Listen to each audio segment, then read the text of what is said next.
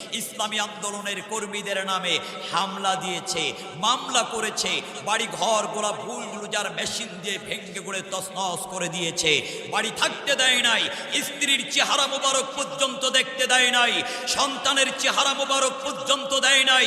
মিথ্যা রাজাকারের ট্যাগিং লাগিয়ে আন্তর্জাতিক অপরাধ ট্রাইব্যুনাল তৈরি করে দিনের পর দিন, মাসের পর মাস, বছরের পর বছর অন্ধকার কারাগারের মধ্যে রেখে অবৈধ মিথ্যা মামলা দিয়ে ইসলামী আন্দোলনের কত ভয় নির্ভীক সৈনিক মাওলানা মতিউর রহমান নিজামী, আলী আহসান মোহাম্মদ মুজাহিদ, আব্দুল কাদের মোল্লা, মীর কাসেম আলী, শহীদ কামরুজ্জামানদের মতন ইসলামী আন্দোলনের কর্মীদেরকে মিথ্যা রাজাকারের ট্যাগ লাগিয়ে ফাঁসি দিয়ে পৃথিবীর জমিন থেকে বিদায় করা হয়েছে। আল্লাহর কসম, কোরআনের কথা বললে, ইসলামী মূল্যবোধের কথা বললে, ইসলামী আন্দোলনের কথা বললে, আর জিহাদ ফি সাবিলিল্লাহর কথা বললে যাদের কলিজার মধ্যে গাত্রদাহ সৃষ্টি হয়, এরা নিঃসন্দেহে পিতৃ পরিচয়হীন অবৈধ যারা সন্তান ছাড়া আর কিছু হতে পারে না। ওয়াল্লাহু ইয়ালামু ওয়া আনতুম লা তা'লামুন। প্রকৃতি ব্যাপার একমাত্র কেবলমাত্র আল্লাহ জানেন। আওয়াজ দিয়ে বলেন, কে জানেন? কেউ যেটা জানে না সেটা জানেন কে? কেউ যেটা বুঝে না সেটা বুঝেন কে? কেউ যেটা দেখে না সেটা দেখেন কে?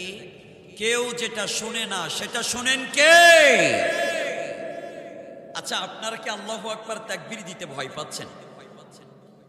আমার মনে হচ্ছে আপনারা একটু ভীত সন্ত্রস্ত হয়ে আছেন। তাকবীরের আওয়াজ শুনে মনে হচ্ছে আপনারা এখনো পর্যন্ত মনে হয় 5 আগস্টের পূর্বের সেই দিনের মধ্যে আছেন, যে সময় আমরা কথা বলেছি আমাদের সামনে থেকে তারা তাদের হ্যাডাম দেখিয়ে, পাওয়ার দেখিয়ে, ক্ষমতা দেখিয়ে আমাদের সামনে থেকে মাইকগুলা সরিয়ে নিয়েছিল। কথা বলেন না কেন? আমরা বিগত দিনে দেখেছি এমনকি বৈকারী একটা মাহফিলে আমার কণ্ঠনালীকে চেপে ধরবার জন্য, কোরআন বন্ধ করবার জন্য তৎকালীন সময়ের অবৈধ ভোটের, রাতের ভোটের চেয়ারম্যান আসাদুজ্জামান অসলে আমাকে হুমকি আর ধামকি দিয়েছিল। এখন কি আপনাদের ভয় লাগে? আপনারা কি এখনো হতাশ আছেন? সূরা মুদ্দাসসির আয়াত নাম্বার 3 আল্লাহ বলছেন, ওয়ারাব্বাকা ফাকাব্বির। তাকবীর যদি দিতে হয় কোনো ব্যক্তির জন্য নয়, কোনো দলের জন্য নয়, একমাত্র কেবলমাত্র যার নামে তাকবীর দিতে হবে। আওয়াজ দিয়ে বলেন, তিনি কে? সূরা আল ইমরান 139 নম্বর আয়াত আল্লাহ বলছেন, ওয়ালা তাহিনু ওয়ালা তাহজানু ওয়া আনতুম লা আলাউনা ইন কুনতুম মুমিনিন। হতাশ হয়ো না, টেনশন করো না, বিচলিত হয়ো না। অবশ্যই আমি রব্বে কারীম তোমাদের বিজয় দান করব, বিজয় দান করব যদি তোমরা মুমিন হতে পারো। এখন আমাদের বিজয়ের দরকার আছে না নাই? তাহলে হতাশ হওয়া যাবে? আলোচনার শুরুতে হতাশ হবেন না, একটি গল্প বলতে চাই। পয়গম্বর দাউদ আলাইহিস সালাম এবং পয়গম্বর তালুত আলাইহিস সালাম, সেই সময়ের একজন জালিম স্বৈরাচারী বাদশা ছিল যার নাম হলো জালুত। এই জালুতের এত বিশাল দেহের অধিকারী ছিল, জালুতের সাথে যুদ্ধ করা তো দূরের কথা, জালুতকে দেখলেই পরে যুদ্ধের ময়দান থেকে সৈন্যরা পলায়ন করত। কোন একটা যুদ্ধের ময়দানে দাউদ আলাইহিস সালাম এবং তালুত পয়গম্বর জালুতের সামনে পড়েছেন। এখন তালুত জালুতকে দেখার পরে মাথায় হাত দিয়ে বসে পড়ে বলছেন, ও পয়গম্বর Daud, it is very difficult to kill him, he is very big. ও দাউদ, এই তালুতকে তো মারা একেবারে অসম্ভব ব্যাপার, কারণ এ তো বিশাল দেহের অধিকারী। পয়গম্বর দাউদ আলাইহিস সালাম বললেন, দাউদ শোনো, ইট is very difficult to kill him, he is very big, I never miss হিম। শুনে রাখো, একে মারা আমাদের জন্য সবচাইতে বেশি সহজ, কারণ বিশাল দেহের অধিকারী, আই নেভার মিস হিম।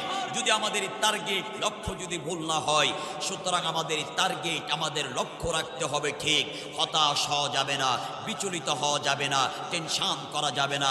বিগত দিনে আমরা দেখেছি ইসলামী আন্দোলনের কর্মীদের নামে হামলা দিয়েছে, মামলা করেছে, বাড়ি ঘর গোলা বুলডোজার মেশিন দিয়ে ভেঙে গড়ে তছনছ করে দিয়েছে, বাড়ি থাকতে দেয় নাই, স্ত্রীর চেহারা মোবারক পর্যন্ত দেখতে দেয় নাই, সন্তানের চেহারা মোবারক পর্যন্ত দেয় নাই।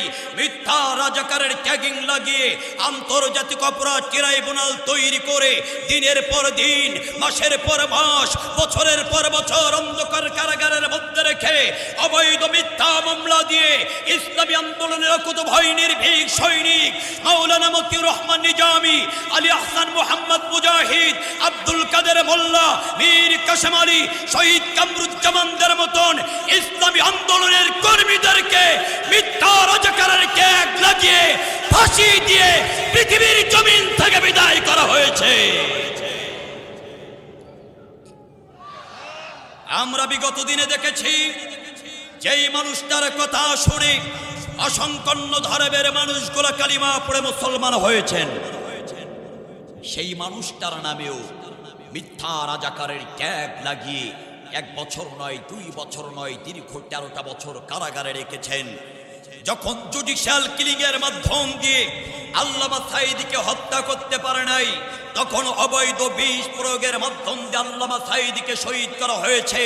শুনে রাখো পৃথিবীর জালিম স্বৈরাচারীরা, নিরপরাধ কোরআনের বুলবুলি কোরআনের পাখি আল্লামা সাঈদীকে যারা বিষ প্রয়োগে শহীদ করেছ, প্রত্যেকটা জালিমদেরকে আগামীর তাওহীদ জনতার কাছে এর দাঁত ভাঙা জবাবদিহি করা লাগবে।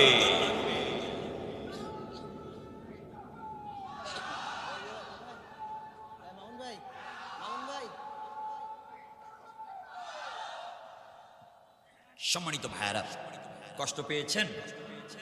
কিছুক্ষণ সময় কি দেওয়া যাবে ইনশাআল্লাহ? আলহামদুলিল্লাহ। আল্লাহ বলছেন কুতিবা আলাইকুমুল কিতাব, আমি আল্লাহ তোমাদের উপরে জিহাদকে ফরজ করে দিয়েছি, কিন্তু দুঃখ ভারাক্রান্ত হৃদয় নিয়ে বলতে হচ্ছে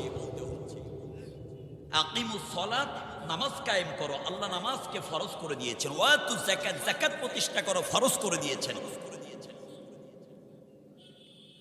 ইয়া আইয়ুহাল্লাযীনা আমানু কুতিবা আলাইকুমুস সিয়াম কামা কুতিবা আলাল্লাযীনা মিন ক্বাবলিকুম লাআল্লাকুম তাত্তাকুন। রোজাকে ফরজ করে দিয়েছেন। ওয়ালিল্লাহি আলান নাসি হিজ্জুল বাইতি মান ইসতাতা ইলাইহি সাবিলা।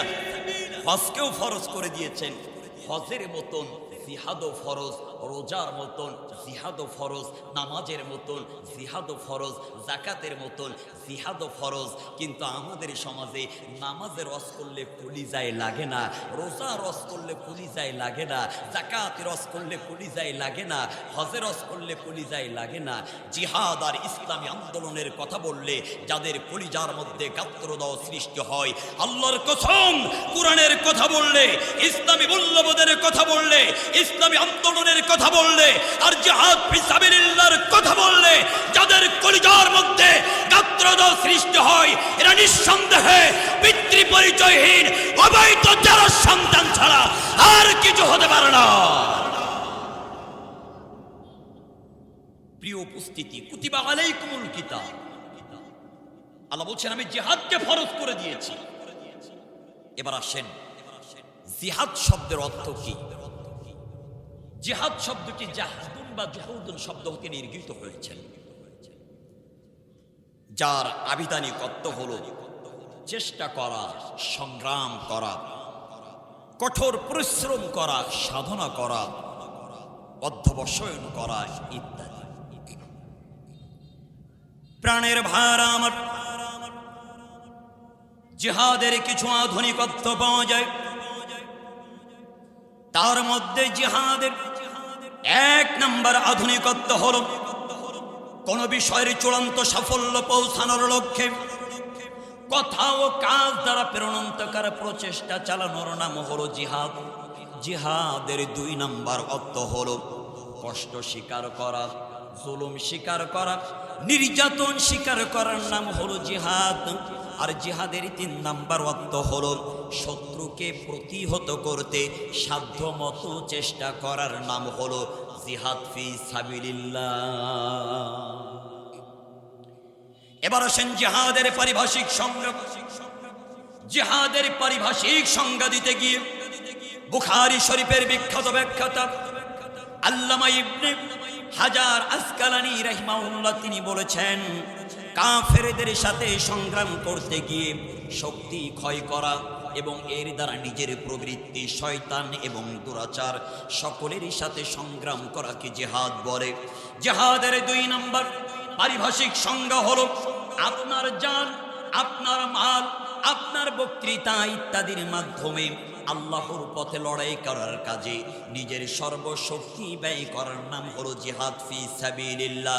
নবীজি আমার বলছেন, মান মাতা ওয়া লাম ইয়াগজু ওয়া লাম ইউহাদ্দাস বিহি নাফসুহু মাতা আলা শুবাতিন মিনান নিফাক। যেই ব্যক্তি জিহাদ করলো না অথবা জিহাদের জন্য ময়দানে নামলো না, আর ওই জিহাদের জন্য ময়দানে নামলো না অথবা জিহাদের জন্য স্বপ্ন বুকের মধ্যে লালন করলো না, আর ওই অবস্থায় যদি তার মরণ হয়ে যায়, তার মরণ হবে মুনাফিকের মতো, এতে কোনো সন্দেহ না। আমার আল্লাহ মুনাফিকদের ব্যাপারে বলছেন, ইন্নাল মুনাফিকিনা ফিদ দারকিল আসফালি মিনান নার। রব্বুল আলামিন এই মুনাফিকদেরকে একেবারেই জাহান্নামের নিচে দিবেন। আবার আল্লাহ বললেন, হে নবী আপনি শুনেন, ইস্তাগফির লাহুম আও লা তাস্তাগফির লাহুম ইন তাস্তাগফির লাহুম ৭০ মাররা। এই মুনাফিকদের জন্য আপনি নবী হয়েছেন, তাই কি হয়েছে? একবার নয়, দুইবার নয়, যদি আপনি ৭০ বার দোয়া করেন, তাহলে আপনি নবী হওয়ার পরেও আপনার দোয়া আমি আল্লাহর আদালতে পৌঁছাবে না। এবার আসেন মুনাফিকের একটু পরিচয় বলি। এই মুনাফিকরা মাথায় টুপিও পরে, মুখে দাড়িও রাখে, জুব্বাও পরে, নামাজও পড়ে, যাকাতও দেয়, হজও করে, রোজাও রাখে। অথচ মুনাফিকদের কোয়ালিটি হলো, মুনাফিকদের খাসলাত হলো, এরা জীবনের সব কিছু মানতে রাজি, কিন্তু আল্লাহর কোরআন পার্লামেন্টে যাক আর আল্লাহর কোরআন দিয়া বঙ্গভবন থেকে, সংসদ ভবন থেকে শুরু করে সামাজিক জীবন, পারিবারিক জীবন চলুক, এই মুনাফিকের বাচ্চারা এটা চায় না। কারণ মুনাফিকেরা জানে আল্লাহর কোরআন যদি পার্লামেন্টে চলে যায়, তাহলে চোর যারা চুরি করবে তাদের হাত থাকবে, চোর যারা চুরি করবে তাদের হাত থাকবে না। জেনাকারীর শাস্তি রব্বুল আলামিন কোরআনের মধ্যে দিয়েছেন। তাহলে বলেন তো দেখি, আল্লাহর কোরআন যদি পার্লামেন্টে যায় আর চোরের শাস্তি যদি হাত কাটা হয়, বিগত দিনে ৫ আগস্টের আগে যারা রাস্তার ইট গোলা মেরে খেয়েছেন, গোলা মেরে খেয়েছেন, কালবটের রড গোলা মেরে দিয়েছেন, আর ব্রিজের রডের বদলে যারা বাঁশ ঢুকিয়েছেন, এই সকল সিটার বাটপার নেতাদের কি হাত থাকার কথা ছিল? আমরা বিগত দিনে দেখেছি যারা বালিশের নামে লক্ষ কোটি কোটি টাকা আত্মসাৎ করেছে, তারপরে হাসপাতালের জানালার নামে যারা লক্ষ কোটি কোটি টাকা আত্মসাৎ করেছে, এই সকল সিটার বাটপার নেতাদের হাত থাকার কথা ছিল না। আমরা বিগত দিনে দেখেছি আমার বাংলাদেশের গরিব মানুষের শরীরের রক্ত পানি করা উপার্জিত সম্পদ আমার বাংলাদেশের কিছু বাটপার চোর নামক নেতাগুলা এই গরিব মানুষগুলাকে পুঁজি করে হাজার হাজার কোটি কোটি কোটি টাকা সম্পদের পাহাড় গড়ে ওই তারা ভারতের বুকে বাড়ি বানিয়েছে। কথা বলেন না কেন? আমেরিকার বুকে বাড়ি বানিয়েছে, কানাডার বেগম পাড়ে বাড়ি বানিয়েছে। যারা গরিব মানুষের শরীরের রক্ত পানি করে উপার্জিত সম্পদকে পুঁজি করে লক্ষ কোটি কোটি টাকা সম্পদের পাহাড় গড়ে তুলেছে, আল্লাহ পাক রব্বুল আলামিনের বিচার যদি থাকতো, হাত থাকার কথা ছিল। এই জন্য জালিমরা চায় না আল্লাহর কোরআন পার্লামেন্টে যাক, আর আমরা